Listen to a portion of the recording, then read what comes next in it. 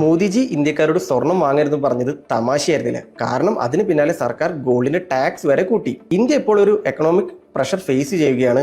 US-ഇറാൻ tension start ആയതിനു ശേഷം crude ഓയിലിന്റെ വില കൂടുന്നു, US ഡോളർ സ്ട്രോങ് ആവുന്നു, അതേസമയം ഇന്ത്യൻ റുപ്പി മൂല്യം കുറയുകയാണ്.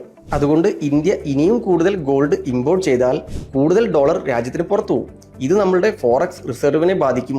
റുപ്പി ഇനിയും വീക്ക് ആക്കുകയും ഇൻഫ്ലേഷൻ പോലും വലിയ രീതിയിൽ ഇൻക്രീസ് ആകാം. അപ്പോൾ ഈ സിറ്റുവേഷനിൽ എക്കണോമിയെ പ്രൊട്ടക്ട് ചെയ്യാൻ വേണ്ടി ഗവൺമെന്റ് എന്ത് ചെയ്തു? ആദ്യം മോദിജി വന്ന് ഒരു വർഷത്തേക്ക് അൺനെസസറി ഗോൾഡ് പർച്ചേസ് എല്ലാം ഒഴിവാക്കാൻ വേണ്ടി പറഞ്ഞു. അതിനുശേഷം ഗവൺമെന്റ് ഗോൾഡിന്റെയും സിൽവറിന്റെയും ഇമ്പോർട്ട് ടാക്സ് 6 നിന്നും 15 ഒറ്റയടിക്ക് കൂട്ടി. മുൻപ് ഇത് 5% ഇമ്പോർട്ട് ടാക്സും 1% സെസ്സും ചേർന്ന് 6% ആയിരുന്നു. ഇപ്പോൾ അത് 15 ആക്കിയിട്ടുണ്ട്. ഏകദേശം ഇരട്ടിയോളം കൂട്ടിയിട്ടുണ്ട്. അതുകൊണ്ട് വരും ദിവസങ്ങളിൽ ഗോൾഡിന്റെ പ്രൈസ് കൂടാൻ സാധ്യതയുണ്ട്. മനസ്സിലാക്കുക, ഗോൾഡ് ഒരു ജ്വല്ലറി മാത്രമല്ല, ചിലപ്പോഴൊക്കെ എക്കണോമിയെ പ്രൊട്ടക്ട് ചെയ്യുന്ന ഒരു അസറ്റും കൂടിയാണ്. ഇതുപോലുള്ള യൂസ്ഫുൾ ഇൻഫർമേഷന് വേണ്ടി അഡ്വലപ്മെന്റ് പേജ് ഇപ്പോൾ തന്നെ ഫോളോ ചെയ്യുക.